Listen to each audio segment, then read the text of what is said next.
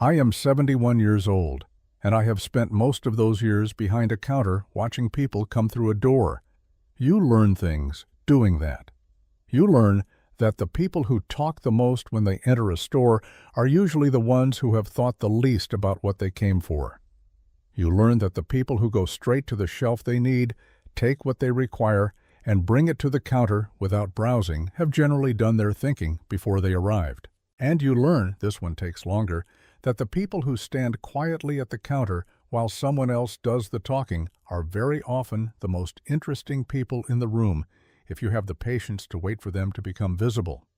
Nora Lindqvist became visible to me over a period of 2 years. By the time I understood what I was looking at, she had already built something that most of the town of Redfield, Nebraska had told her was impossible, unnecessary, and probably evidence of a grief-damaged mind. The town was wrong on all 3 counts, and I was among those who were wrong, which is part of why I am telling this now. My granddaughter Clara has been asking me for the better part of a year to set down what I remember about the Lindqvist method and the woman who made it. The Nebraska Historical Society, she tells me, wants accounts from people who were present in the Republican River Valley during the settlement years, before the people who remember those years are gone. I have resisted this request longer than I should have, for reasons I will explain before I am finished.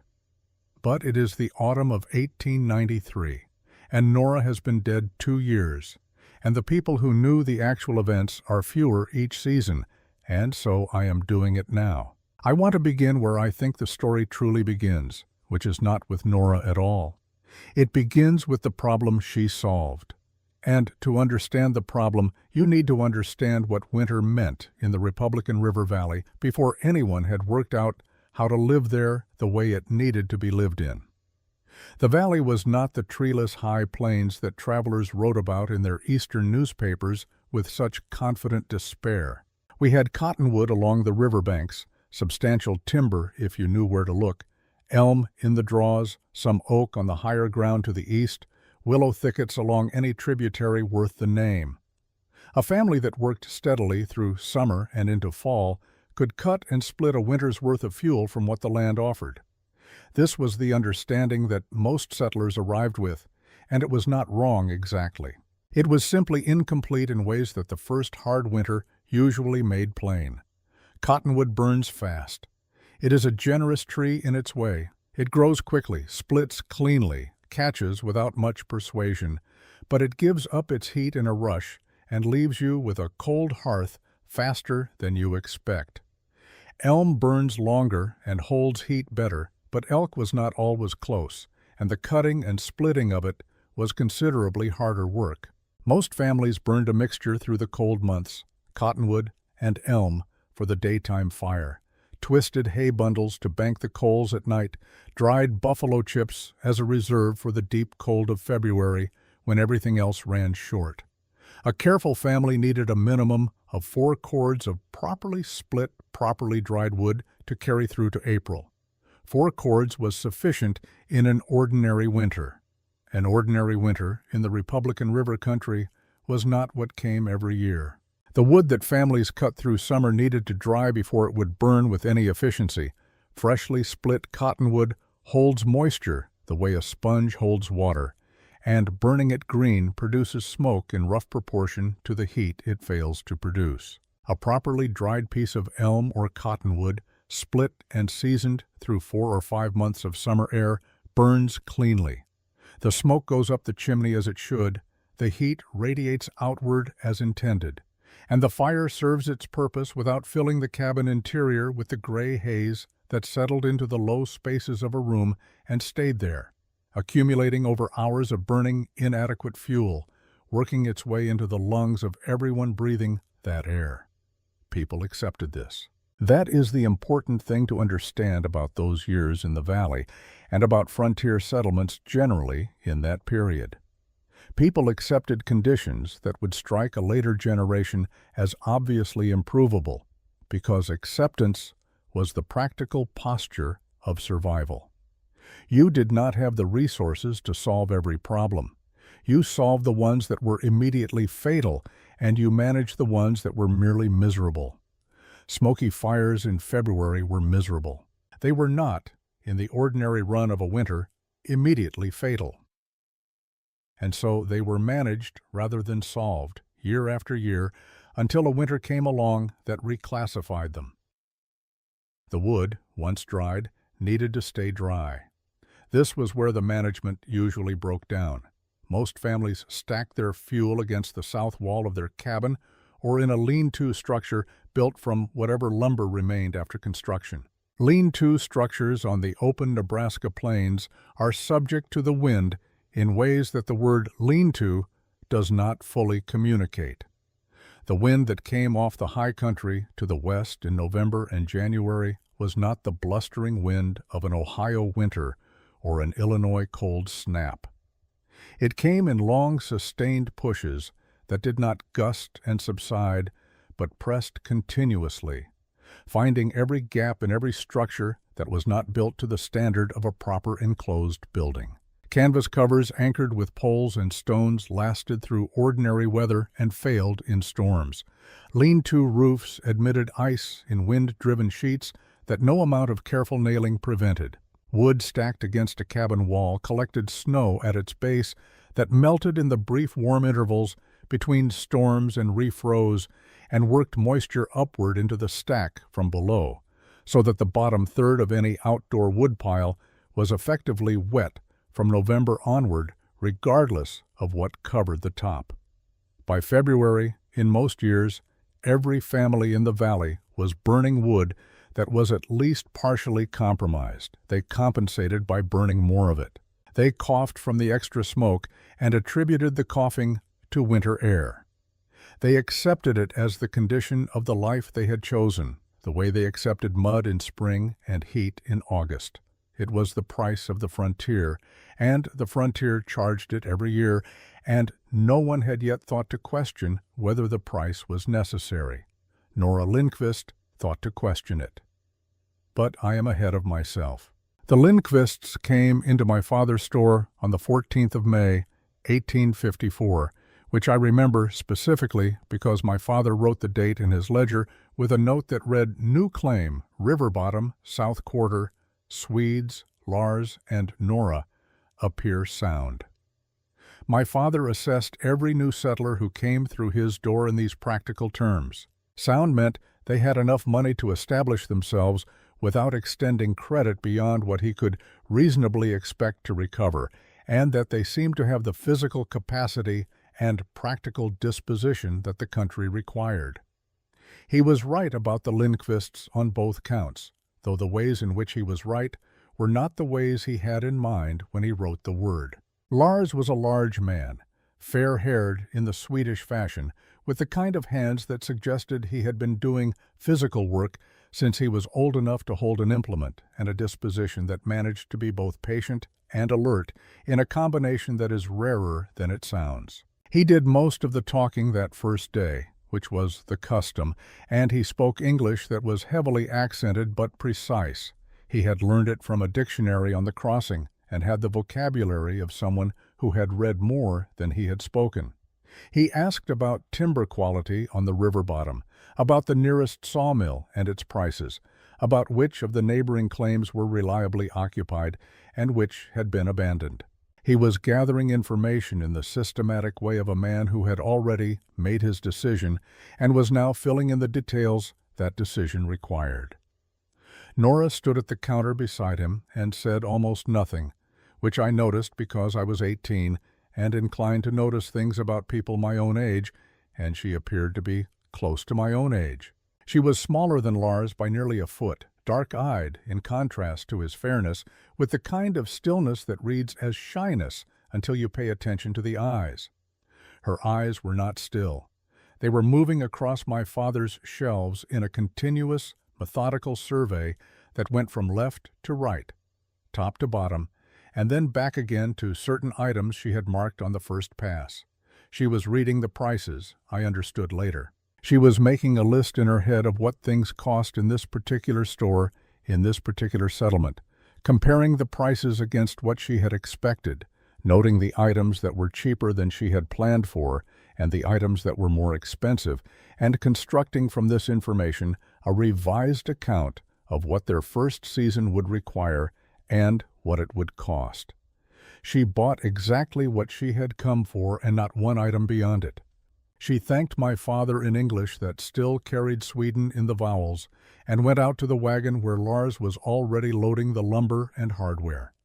I watched her walk across the yard, and I thought, that woman is calculating something.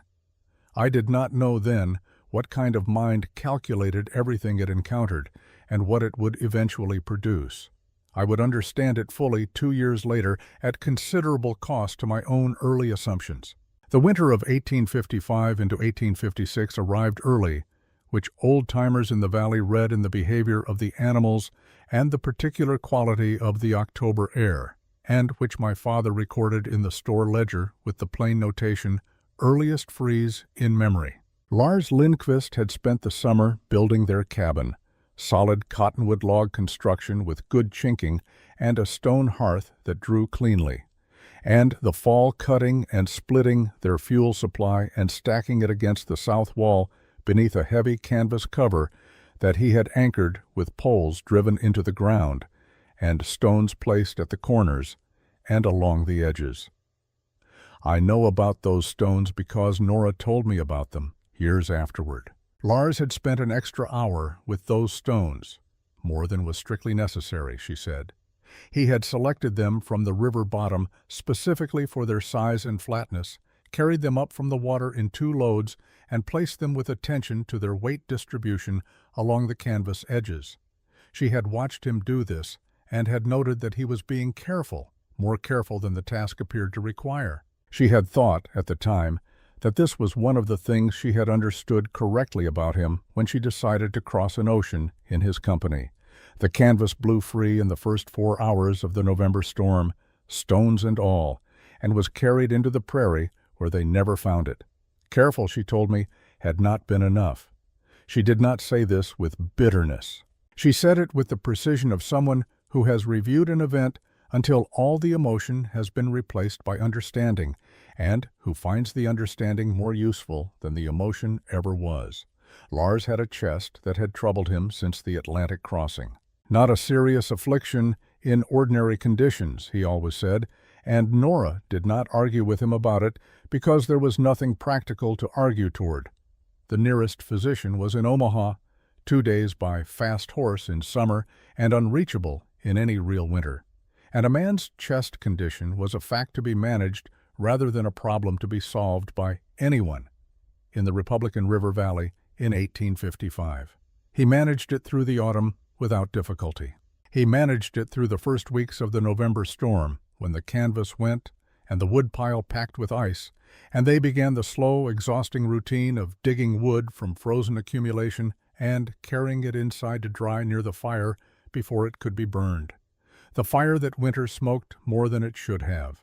Not catastrophically, they were not burning green wood, only wood that the storm had compromised, and there is a range of quality between properly seasoned dry fuel and truly green wood that produces not a roaring dark smoke, but a persistent gray haze, thin enough to seem manageable, present enough to accumulate. Nora managed the draft as best she could. She opened the cabin door to clear the air and closed it again before too much cold entered. She added kindling when the fire threatened to smolder. She burned with the care of a woman who understood that the fuel supply was finite and that February was still ahead. Lars began coughing in earnest on the 2nd of January, 1856. I will not describe those weeks at length. They have been described to me by Nora herself. In that careful, factual way she described things that had cost her greatly, and what she communicated was not drama, but arithmetic.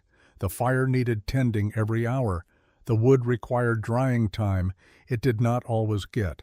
The smoke that the imperfect fuel produced was thin but continuous.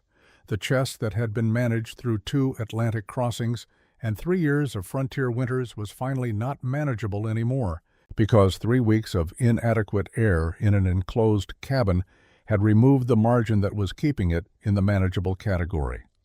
Lars Lindqvist died on the 23rd of January, 1856. He was 34 years old. Nora buried him on the 1st of March when the ground had thawed enough to accept him.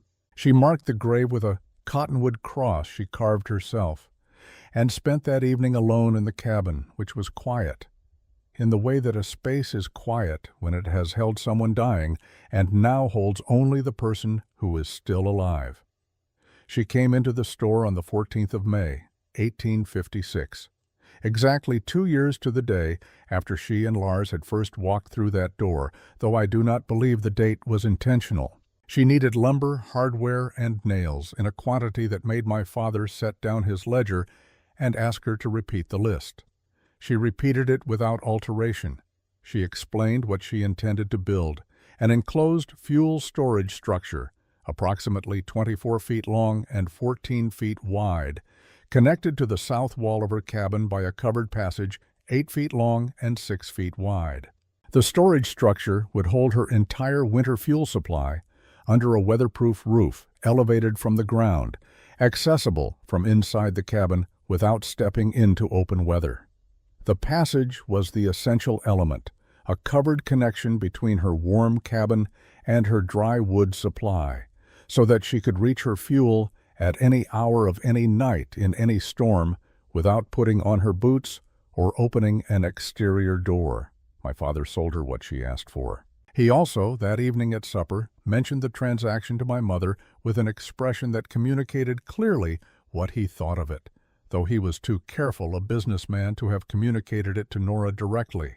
By the end of the week, everyone in Redfield knew that the Lindqvist widow was building some sort of connected storage structure south of her cabin that would cost more than she could sensibly afford, take longer than the summer allowed, and solve a problem that a properly built woodshed would have addressed at half the expense. The explanation the town settled on was the one communities generally settle on when a person in grief undertakes something large and unconventional. The loss had altered her judgment, and someone ought to speak to her before she wasted Lars's savings on a project born from sorrow rather than sense. Thomas Hagen, whose claim bordered hers to the north and who had survived 12 Nebraska winters by trusting his own careful judgment above all other guides, rode over on the first Thursday of June. He was not an unkind man. He sat at her table and spoke to her as one practical person addresses another practical person whom he believes has temporarily lost access to their own practicality. He told her the structure she was describing would take most of the summer to build alone, which was accurate. He told her the materials cost was substantial for a widow without a second income, which was also accurate. He told her that a proper woodshed with a tight roof and solid walls would serve her adequately through any winter, which was his honest assessment based on 12 years of experience, and which was the place where his accuracy ran out. Nora thanked him for his concern. She was already staking out her foundation lines when he rode away. Sarah Pennock, who managed the dry goods side of her husband's establishment and who was the closest thing Redfield had to a community conscience in those years, told my mother that someone ought to speak to Nora before the construction went any further. My mother, who had a better eye for character than most people I have known in 71 years, said that in her observation, Nora Lindqvist was not a woman whose decisions came from grief. She was a woman whose decisions came from looking very carefully at what had happened and working out how to prevent it from happening again. My mother said there was a difference, and that she thought Redfield would benefit from waiting to see which one this was before drawing conclusions. Most of Redfield did not wait. Most of Redfield had drawn its conclusions already. I was among them. I am not proud of this, but I am telling you what was true. What I did not understand then, and would not understand until the winter that was coming had come and gone and done what it did, was that Nora Lindqvist had already settled the question in her own mind before she walked through my father's door. She was not building to convince anyone. She was not building to answer the town's doubts, or honor Lars's memory, or prove that a widow could manage a frontier claim alone. She was building because the calculation was clear and the need was real, and she had found, in the weeks after she put Lars in the ground, that there was a way to prevent the chain of events that had killed him, and that she was the person who was going to build it.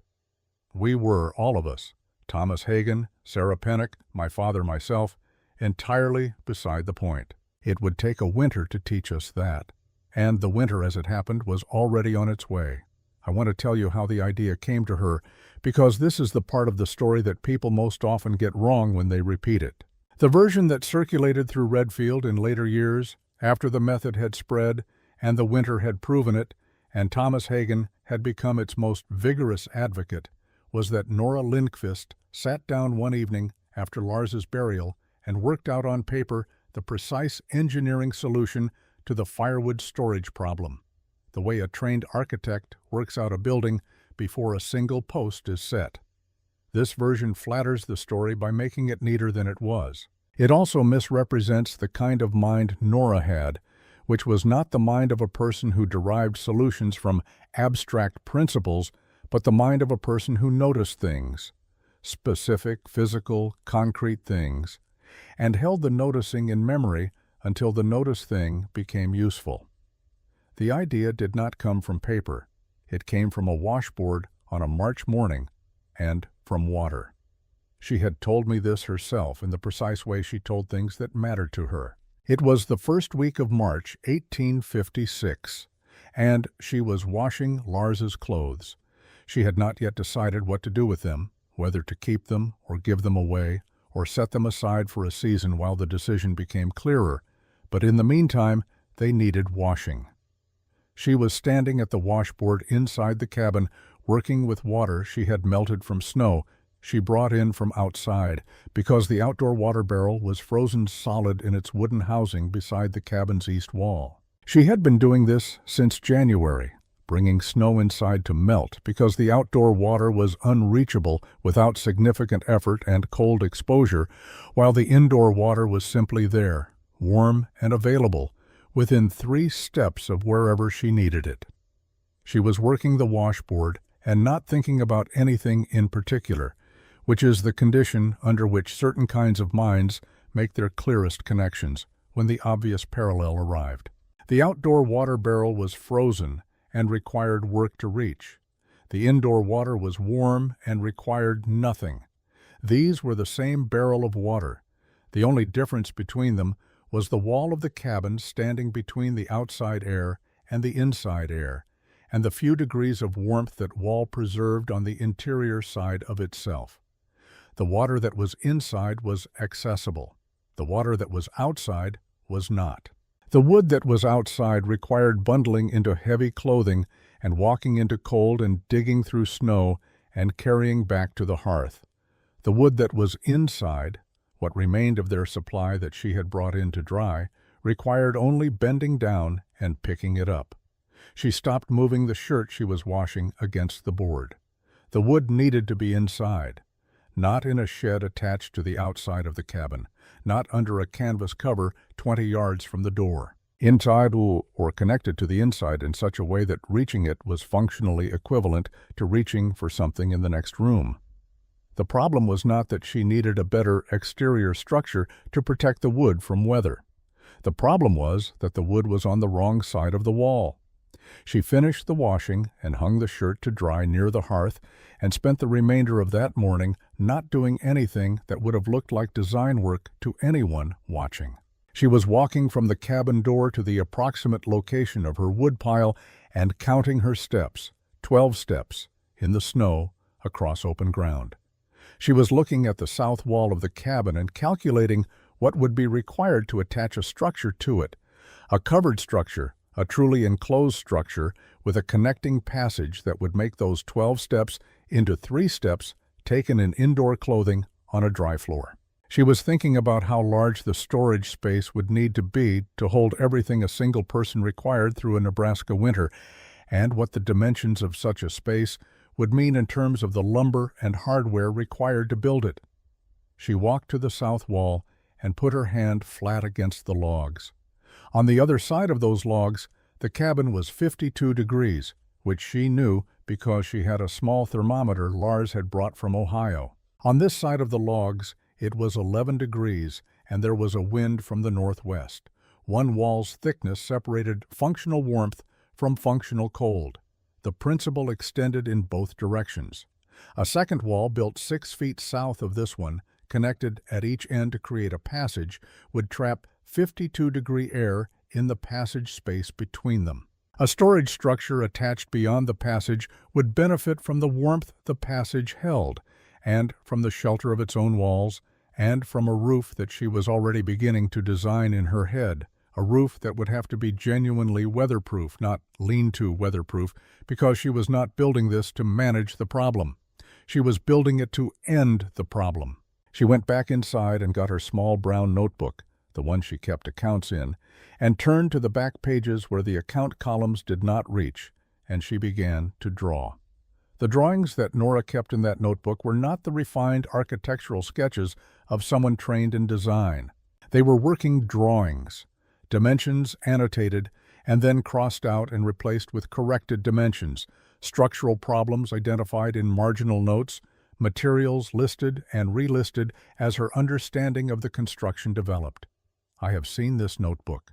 Thomas Hagen's family donated it to the Historical Society in 1902, and my granddaughter Clara showed me a transcription of the pages last spring, and I recognized in them exactly the mind I had watched working from the time Nora first stood at my father's counter at the age of 22.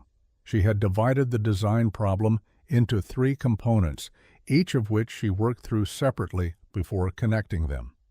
The first was the storage structure itself. She needed it large enough to hold 4 cords of split fuel. This was the number she had arrived at through her burn rate calculation, which I should describe briefly because it was not simple arithmetic. She had not merely counted the cords they had started with and estimated how many they had burned. She had calculated the difference in burn efficiency between dry wood and the compromised wood they had burned through January and into February. How much more volume of wet or partially wet wood was required to produce the same heat as properly seasoned dry fuel? The ratio was close to 2-to-1. A fire-burning compromised wood required nearly twice the volume to produce equivalent warmth. 4 cords of bone-dry fuel, she calculated, would do what 7 or 8 cords of their actual winter supply had struggled to do. 4 cords was her number, and the storage space needed to hold 4 cords with enough additional clearance for the organized arrangement she was already planning in her mind. Fuel separated by type, by burn characteristic, by the specific purpose each type served. The second component was the floor. This was the problem she thought through longest and with the most revision in the notebook margins. She had watched 2 Nebraska winters compromise wood stacks from below as well as from above, the ground moisture that wicked upward into the base of any stack sitting in contact with the earth, particularly during the freeze and thaw cycles of November and March, when temperature changes moved moisture through the soil in ways that defeated any surface-level waterproofing. The floor of the storage structure needed to be elevated, not dramatically. She had no interest in engineering complexity for its own sake, but by enough to interrupt the wicking path completely. She settled on 6 inches, supported by a grid of cottonwood crosspieces, creating a platform on which the fuel would rest entirely clear of the ground surface. Air would move freely beneath the platform. Moisture would not move upward through it. She wrote 6 inches minimum in the notebook and underlined it twice, which was how she marked conclusions she had tested enough to trust. The third component was the roof, and this was where the notebook showed the most revision because this was the component for which the standard frontier solutions, rough-sawn lumber, shingle courses, canvas over a frame, were demonstrably inadequate. She had watched too many lean-to roofs fail in various ways to believe that any version of the same approach would serve her differently. She needed something better than a shed roof, and she needed it to be something she could build alone with the materials available to her in this particular landscape. The answer came not from the notebook, but from the river bottom. She had been walking along the riverbank in early April, in the first genuinely warm days after the snowmelt, when she noticed, as she had noticed in the previous autumn, and filed under things that might one day be useful. How the bark on the fallen cottonwood trees along the bank shed water. Not the rotting wood beneath the bark, which was soft and wet and useless, the bark itself. It lay against the decomposing wood in overlapping natural courses, and the rain that had fallen the previous evening was beating on its outer surface and running off in thin, clear lines, and the wood immediately beneath it was dry to the touch, even where the surrounding ground was saturated. The bark had been doing this for however many years the tree had been down, and it showed no signs of stopping. She pulled a piece free and examined it. Cottonwood bark is flexible in a way that other bark is not.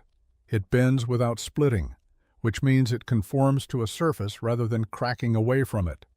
She thought about elm bark, which split in cold in ways she had observed on the elm rounds she had split for firewood, the bark separating from the wood in brittle sheets when the temperature dropped. Cottonwood bark did not do this. She had seen cottonwood bark on trees long dead, and it remained intact while the wood beneath it was already halfway to soil. She took several pieces home and laid them on the cabin floor and studied them for 2 evenings. Then she designed her roof, a base layer of split cottonwood boards nailed across the rafters, a middle layer of overlapping cottonwood bark slabs laid like shingles and cut at the lower edge to direct water cleanly to the piece below, and an outer layer of sod blocks pressed over the bark for weight and additional waterproofing, and the insulating mass that sod provided. 3 layers, each contributing what the others could not. The boards gave the structural surface. The bark provided the waterproofing that no board and seam construction could reliably maintain.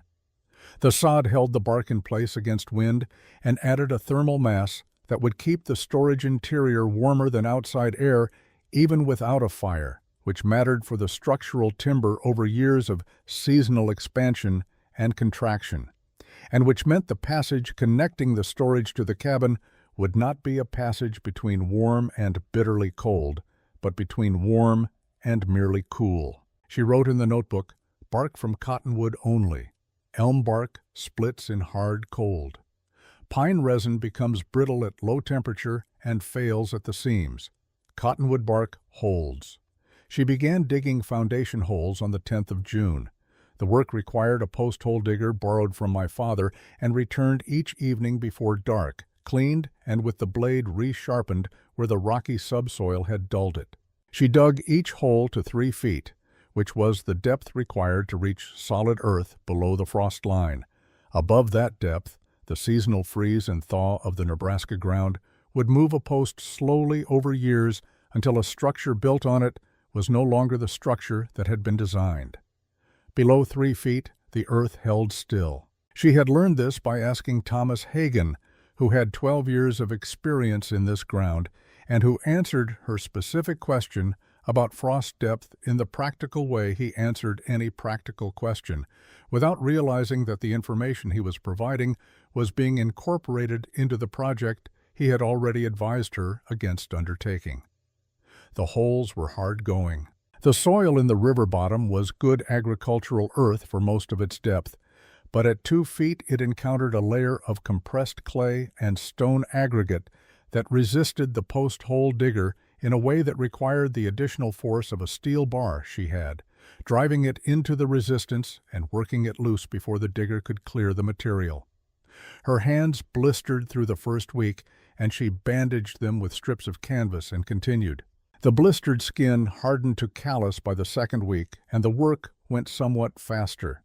She had set 11 of the 16 perimeter posts by the first week of July when she encountered the problem that required her first significant design revision. The southeast corner of the structure's planned footprint sat on ground that was softer than the surrounding area, a buried seam of old river deposit, she believed, that had never fully consolidated. She set the post, tamped the surrounding earth, and checked it the following morning with the plumb line she had made from a stone tied to a length of string. The post had settled 1/4 of an inch out of vertical overnight. She pulled it, dug the hole 18 inches deeper to reach the firmer substrate below the soft deposit, and reset it with an additional 6 inches of rock tamping at the base. Thomas Hagen came by that afternoon and found her kneeling beside the reset post, checking the plumb line for the third time since morning. He asked what she was doing. She said the post had settled, and she had dug it deeper, and she was confirming that the correction had held. He looked at the post. He looked at the plumb line hanging perfectly vertical against it. He looked at the other 15 posts standing in their precise formation around the structure's outline, each one checked and rechecked to the same standard. He was quiet for a moment in the way he was quiet when he was revising an opinion. He said it looked like careful work. She said it needed to be careful work. A post that was a quarter degree out of vertical would compound through every beam and rafter set above it, until the structure at its top was measurably out of true. She could not afford to build on a crooked foundation. Everything that came after depended on what she put in the ground now. He nodded slowly, as a man nods when he recognizes that the person he is speaking with understands something he had not previously credited them with understanding. He did not offer to help.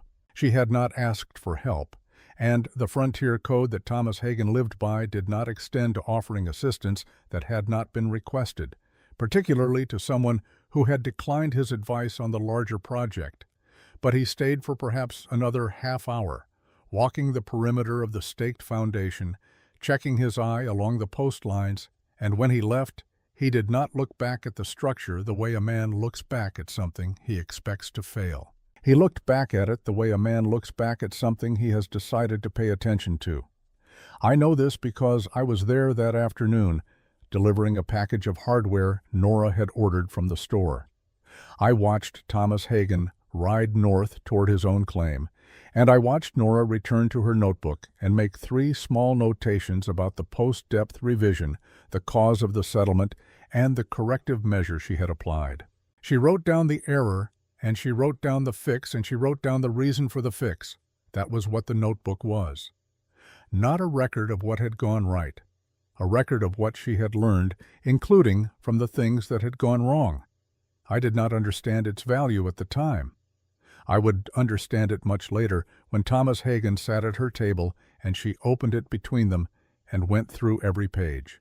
The foundation posts stood by mid-July, 16 of them, set in the ground below the frost line, checked against the plumb line until each one was precisely vertical, tamped with stone and compacted earth until not one of them would move by a fraction of a degree before the first freeze came. On a July evening, with the sun going down behind the river cottonwoods and the posts standing in their formation like a carpenter's idea of order, imposed on the Nebraska prairie, Nora Lindquist walked the perimeter of what she was building and confirmed one more time that the foundation was sound.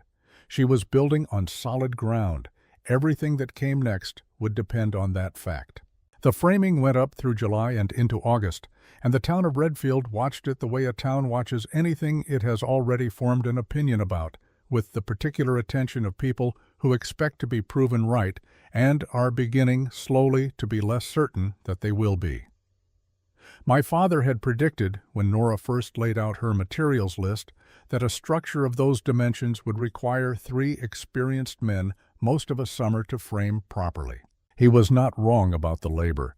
He was wrong about what one woman working alone, methodically, from first light to last, could accomplish when she had thought through every step of the work before she began it. By the end of July, the horizontal support beams were in place, connecting the vertical posts in a skeleton that rose 9 feet above the Nebraska ground with a squareness that the carpenters who stopped to look at it could not find fault with. The corner joints were notched and pegged, not merely nailed, each beam seated into a cut recess in the post face so that the joint bore its load through wood contact rather than fastener tension. This was the technique used in proper timber framing, which Nora had studied by examining the construction of the feed barn that the Reimer family had raised the previous spring, asking Agnes Reimer enough questions about the framing technique that Agnes had eventually introduced her to the carpenter who had overseen the work. He had answered her questions with the slightly surprised thoroughness of a craftsman who recognizes that the person asking is actually listening. I asked Nora once whether she had been afraid during the beam raising, whether the work of managing heavy timber alone, with only a rope and pulley arrangement and her horse for mechanical advantage, had produced the kind of fear that a reasonable person would feel under those circumstances. She considered the question for a moment. Then she said that she had been afraid of one specific thing, which was not the timber falling, but the horse moving at the wrong moment. The timber, properly rigged, would do what the rigging directed it to do. The horse had its own opinions. She had solved this by spending 3 evenings before the first beam raise working with the horse in the specific configuration the rigging required, asking it to hold a steady pull, to stop on her signal, to hold position while she moved, until the horse understood what was expected of it.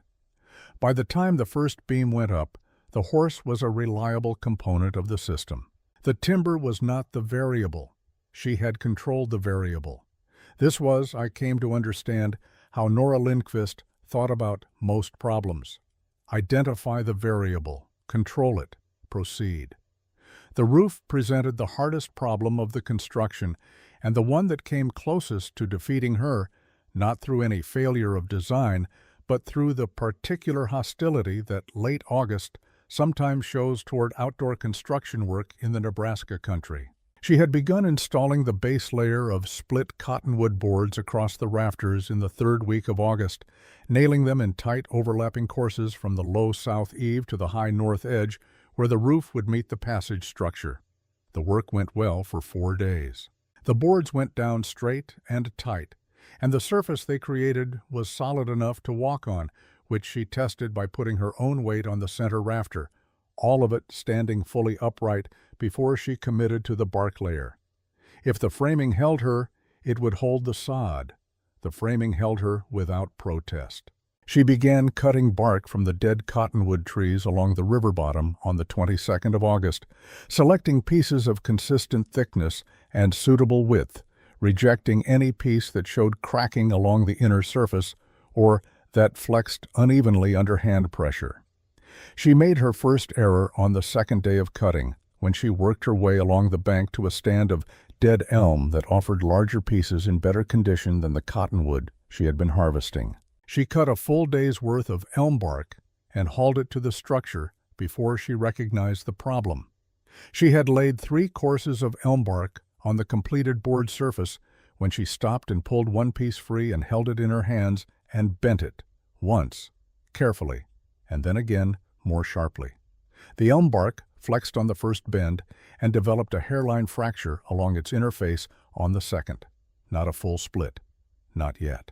But the material was telling her what it would do in a January freeze, when the temperature dropped to 20 below and the bark contracted, and the hairline became a channel, and the channel let water through.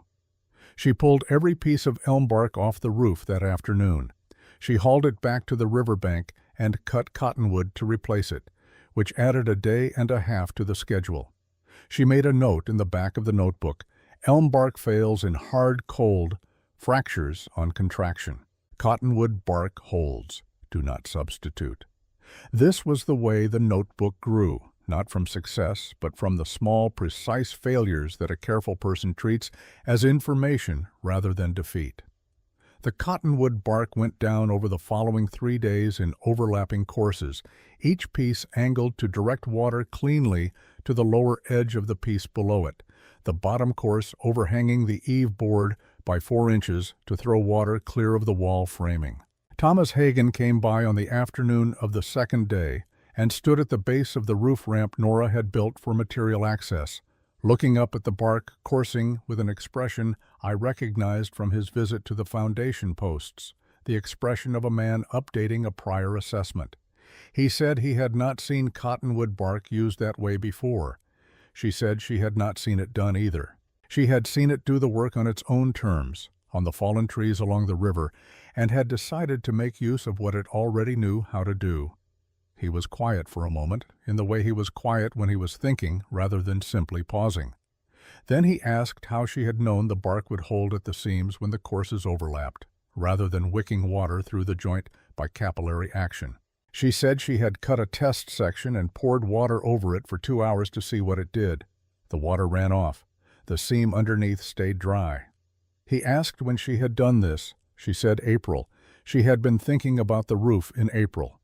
Thomas Hagen looked at the bark coursing on the roof for another long moment. I believe something shifted in his thinking on that afternoon that was more significant than anything he said before or after it. He had come to the project with the assumption that Nora was doing the best she could with limited knowledge and grief-impaired judgment, and that the best she could would prove insufficient when tested. What he was looking at on the roof was not the best she could do under difficult circumstances. It was the correct solution to a specific problem, arrived at through observation and testing 4 months before the problem needed solving, implemented with a precision that a trained carpenter would not have improved upon. He had been wrong about the category of thing this was. He was large enough to know it and honest enough to show it on his face, and not quite ready yet to say it out loud. He said it looked sound. She thanked him and went back to laying bark. On the 28th of August, 3 days before the sod layer was to go down, the rain came. Not the brief afternoon thunderstorms of high summer, which passed in an hour and left the air clean and the ground grateful. This was a sustained rain from the northeast, the kind that settles in for days with a patience that feels personal, and it arrived at 11 in the morning and showed no inclination to stop. By evening it had been raining for 9 hours, and the bark layer, complete, correctly coursed, the overlapping joints tight, was exposed to more sustained water than any test Nora had run in April could fully replicate. She stood inside the structure and watched. The board surface beneath the bark was dry. The bark was doing what it had done on the fallen trees along the riverbank, shedding water in thin running lines toward the south eave and throwing it clear. But the bark layer had no weight on it yet. The sod blocks that would hold it against wind, that would press the courses tight against each other and eliminate the small movements that could open a joint over years of temperature change, those were sitting in neat squares on the ground outside, cut and ready, and becoming increasingly saturated as the rain continued. She could not place the sod in this rain. Saturated sod blocks would add weight the rafter framing could support, but wet sod would introduce moisture into the system from above at the moment she was trying to seal the system against moisture from above. She needed the sod dry enough to place, and she needed to place it before a second rain came through and found a joint in the bark layer that the first rain had loosened. She spent the first day of rain covering the sod blocks with every piece of canvas she owned, weighting the edges with stones in the way Lars had weighted the canvas over the wood pile, thinking about that as she did it, and then not thinking about it and going on with the covering. She spent the second day inside the structure, checking the board surface beneath the bark every 2 hours for any sign of moisture penetration. She found none. She made note of the time of each check and the condition of the surface in the notebook. On the morning of the third day, the rain stopped.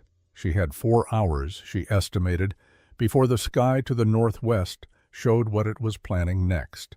She sent her horse at a fast walk to the Pennock claim. Sarah Pennock had been watching Nora's construction progress through the summer with a complicated mixture of feelings that I believe she sorted out fully only on that Saturday morning when she arrived with 2 other women, my mother and Agnes Reimer, and found Nora already on the roof positioning the first sod blocks into place alone, working with the focused speed of someone who understands exactly how much time she has. Sarah Pennock had organized the community concern about Nora's project in the early weeks of summer. She had visited, had spoken carefully, had suggested alternatives. She was not a cruel woman. She was a woman who had learned to care for her community's members by attending to what the community's experience said was wise. And the community's experience said that a widow building alone was a widow building toward failure, and that the kindest response was to redirect the effort before the failure became costly. What she found on that August morning was not a widow building toward failure. What she found was a woman who had constructed a roof system that 3 days of sustained rain had failed to penetrate, who had cut and prepared enough sod to complete the final layer in a single day if she had enough hands, and who had asked for those hands in the most direct and practical terms possible. "Come now, work is needed. I have a narrow window before the next rain." The three women carried sod blocks up the access ramp, and Nora fitted each one into its position with rapid, precise attention, pressing each block firmly against the preceding course, checking the alignment, moving on. There was very little talking. The work did not require talking. It required carrying and placing, and the kind of focused physical effort that settles into a rhythm after the first hour and becomes almost meditative in its repetition. Sarah Pennock told me afterward that she had changed her mind about something during those hours on the roof, but that she was not entirely sure what the something was. I think what she changed her mind about was the category of thing Nora was doing. She had filed it under grief-driven excess, and the act of carrying sod blocks in support of a 3-layer waterproofing system that was already demonstrably working filed it somewhere else, somewhere that required more respect and less management. By late afternoon, the sod layer was complete. The northwest sky had gone the color of a bruise. The rain arrived at dusk and fell through the night, and by morning there was a 1/4 inch of water standing on the barn floor south of the structure and the board surface beneath the bark, and sod was as dry as it had been in July. September arrived and changed everything about the air. I have tried to describe the quality of a Nebraska September to people who have not experienced it, and I have not succeeded. So I will only say that the air in September in the Republican River Valley has a clarity to it that the air of no other month possesses, a cleanness and a coolness that arrives overnight one morning and does not leave, and that carries in it, if you have spent enough autumns in the country to read it, information about the winter ahead. The old-timers in Redfield read September air the way my father read a balance sheet. They looked at the woolly caterpillar bands and the behavior of the squirrels and the depth at which the hornets built their nests and the particular quality of the light on the river in the early morning, and from these things they made their assessments. The assessment in September of 1856 was that what was coming would be worse than what had come before. Thomas Hagan told me this on the 22nd of September, when he came into the store for his fall supplies. He said the signs were the clearest he had seen in 12 years of reading them. The caterpillars were nearly solid black. The squirrels along the river bottom were working with an urgency he had not observed in ordinary preparation years. The hornets had built deep into the ground, which they were said to do when they anticipated a winter that would require depth for warmth. He had increased his own fuel preparations accordingly and had spoken to 2 other families who he thought might be underprepared. He paused in the doorway on his way out and said that he had ridden past the Lindqvist claim that morning and the storage structure was full. I asked how he knew it was full. He said he had looked through the passage entrance. The wood was stacked to the roof on 3 sides of the cabin. Every piece was inside. None of it was going to get wet. He said this in a neutral tone that was not quite neutral, and then he went out to his wagon. I went to the window and watched him drive north, and I thought about what he had said, and I thought about Lars Lindqvist's canvas cover weighted with river stones, and I thought about the particular quality of the September air coming through the window glass, and I understood with a clarity I had not felt before that the winter Thomas Hagan was describing was coming whether we were ready for it or not, and that readiness in the Republican River Valley in the autumn of 1856 was a more complicated question than any of us had been treating it as. Nora Lindqvist had understood this in March, when she was standing at a washboard with her husband's shirt in her hands. The rest of us were understanding it now, in September, with the signs already written in the air and the caterpillars and the behavior of the squirrels along the river bottom, and the winter still 6 weeks away and closing. The first snow fell on the 24th of October. Light flakes, the kind that melt before they accumulate, lasting perhaps 2 hours in the afternoon and leaving nothing behind but wet ground and the smell of cold air that had been somewhere colder before it arrived here. Nora watched it from the passage window, She had cut a small opening in the passage's east wall and fitted it with oiled cloth, not glass, which let in light and a muted view of the landscape without the expense of actual glazing. She watched the flakes fall and melt and fall again, and she went back to the cabin and built up her fire with a piece of dry elm she had carried in from the storage structure in less time than it takes to describe the act. November brought the cold that the September signs had promised, steady, resolved cold, the kind that arrives with the intention of staying. The temperature dropped below freezing on the 4th of November and did not rise above it for the remainder of the season.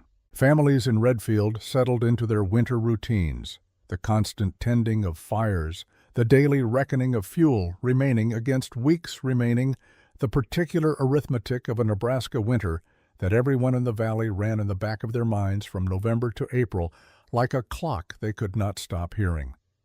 Nora's arithmetic was different from everyone else's. She knew her fuel supply precisely, 4 cords of split cottonwood and elm, organized on the elevated platform floor by burn characteristic, each section marked with charcoal on the floor joists. She knew her daily consumption rate, which she had tracked with the same notebook discipline she had applied to the construction. She knew with a certainty that no other family in the valley possessed that winter, that she had enough. The calculation resolved clearly every time she ran it. She had enough, and it was dry, and it was 30 steps from her hearth without ever opening a door to outside air. The storm that Thomas Hagen had read in the September Caterpillars arrived on the 18th of January, 1857.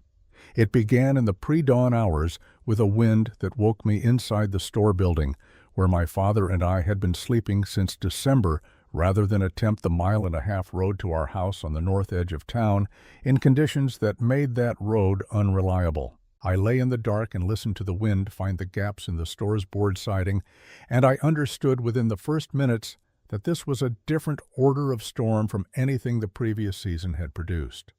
It lasted 51 hours. My father recorded the duration in the store ledger and underlined it twice, which was the only time in 20 years of ledger keeping I ever saw him underline anything twice. The temperature during the storm reached 23 degrees below 0 Fahrenheit. The wind drove the snow not in the vertical fall of ordinary storms, but in a horizontal sheet that reduced visibility to the length of an outstretched arm and found every exterior surface of every structure in the valley and worked against it with a persistence that felt, in the small hours of the second night, almost deliberate. When the wind stopped on the morning of the 20th, I put on everything I owned that could be worn simultaneously and walked the settlement. My father had established this practice after our first hard winter. Someone walked to every homestead after each severe storm to confirm that no family was in immediate crisis. In most winters, the walk produced nothing worse than cold fingers and a few families low on fuel who could manage until conditions improved. On the morning of January 20th, 1857, the walk produced something different. The Reimer children, Agnes's 2 eldest, 9 and 11, were coughing when I came through the door. Not the dry cough of cold air, but the deeper, wetter sound that I had heard in other cabins in other winters and that I had learned to take seriously. Their fuel supply had been compromised in the storm's first hours, the canvas cover displaced by the same kind of wind that had taken Lars Lindqvist's canvas the previous year. They were managing. They were not in immediate crisis, but the air in the cabin held a grayness that I noted and did not say anything about because there was nothing useful to say. The Castellano cabin was the one that has stayed with me in the 37 years since. Marco Castellano had arrived from central Illinois the previous spring with his wife Maria and 3 children, the youngest of whom was 2 years old, and with the optimism of a man who had read about Nebraska homesteading in an Eastern newspaper and found the reading convincing. He was not a foolish man. He had prepared for winter with the information available to him, which was the same information available to most first-year settlers in the valley. Stack what you cut, cover it with canvas, plan for 4 cords, pray for an ordinary winter. He had done all of this. He had not been given an ordinary winter. When I opened the Castellano door, I found Maria standing at the hearth with the youngest child on her hip, and the two older children pressed close to her sides, and Marco feeding a kitchen chair into the fire. Not a broken chair, a whole chair, its legs sawn roughly to fit the firebox, the green cottonwood of which it was made burning with the reluctant smoke-heavy combustion of wood that has not dried and does not want to burn. The cabin air held the particular gray quality I had last encountered in the descriptions Nora had given me of the cabin in January of the previous year. I looked at the 2-year-old on Maria's hip, and I made a decision. I need to say something here that I have not said in any previous telling of this story, because it is not flattering to me, and I have had to live with it. I had sold the Castellano family their first season's supplies in the spring. I had not told them, with any adequacy, what a hard Nebraska winter required in terms of fuel preparation. I had given them the standard advice: 4 cords, good canvas cover, keep it stacked tight. And I had not told them that 4 cords assumed dry wood and a covered stack that stayed covered, and that the November storm of the previous year had defeated a covered stack belonging to a careful man who had spent an extra hour on his anchoring stones. I had not told them this because I had not thought to tell them, and I had not thought to tell them because I had accepted the standard advice as sufficient. In the same way, everyone in Redfield accepted the standard arrangements for firewood as sufficient. Nora had stopped accepting that sufficiency in March of the previous year. I had not stopped accepting it until I was standing in the Castellano cabin looking at a burning kitchen chair and a 2-year-old in a gray-aired room. I went to Nora's property at a pace that was as close to running as knee-deep snow permitted. She opened the passage door before I reached it. She had seen me coming from the oiled cloth window. I told her about the Castellanos. I told her about the Reimer children coughing. I told her there were 2 other families I had marked as marginal on my walk and not yet visited. She was already pulling on her coat. She had 3 cords remaining after 2 months of steady burning. She said this the way she said most things that mattered, without inflection, as information. She could give a cord to the Castellanos immediately and distribute among the others and finish the winter with surplus. She said there was no question about whether to do it. She said this also without inflection, as a statement of fact that required no discussion. We loaded the sledge together from the storage structure. I want to describe this accurately because the physical reality of it has stayed with me as clearly as anything else from that morning. Dry elm split stack with a particular satisfying firmness, each piece dense and uniform in weight, the surfaces clean, no give or softness to indicate residual moisture, no ice crystals in the grain. They load quickly because they are exactly what they are supposed to be. We filled the sledge in 10 minutes and pulled it to the Castellano cabin through snow that was difficult but passable. Maria Castellano watched us stack dry wood beside her hearth with an expression that I will not attempt to describe in detail because I do not have the English for it, or the Italian either. She said something quietly in a language I did not understand, and Nora nodded once, and that was the whole of what passed between them on the subject of what the wood meant and why it was there. Marco built a fire with the dry elm. It caught in 4 minutes. The flame was clear and high, and the smoke went straight up the chimney without hesitation, the way fire is supposed to behave when the fuel is what it is supposed to be. The cabin began to warm. The 2-year-old on Maria's hip stopped pressing his face into her shoulder and turned to look at the fire with the uncomplicated interest of a child for whom the immediate crisis has resolved. We brought wood to 2 more families before the light changed. Thomas Hagen came to the store in February and asked my father for the list of materials Nora had originally purchased. My father gave him the list and told him the more useful thing would be to speak with Nora herself. He visited her on a Wednesday morning, and she put the construction notebook on the table between them and went through every page. She showed him the errors, the elm bark, the southeast corner post, the floor clearance calculation she had revised twice before settling on 6 inches. She showed him the corrections and the reasons for the corrections. She held nothing back, which I note not because it was unusual for Nora, but because I have known people who worked as hard for knowledge and guarded it proportionally, and she was not among them. Thomas asked at some point in that conversation why she shared so freely when the information had cost her so much to develop. She said the information was not hers to keep, it was hers to figure out. There was a difference. 3 families in Redfield broke ground on connected storage structures before the spring thaw had fully cleared the south-facing slopes.